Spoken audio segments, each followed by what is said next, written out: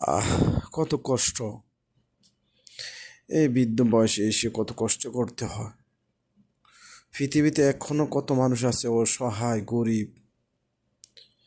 দেখেন, এই কত একজন বৃদ্ধ মানুষ কত কষ্ট করতেছে।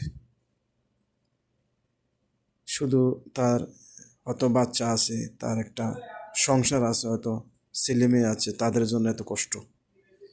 সে চলতে পারে না, হাঁটতে পারে না ঠিক মতন। তো কত বড় একজন একটা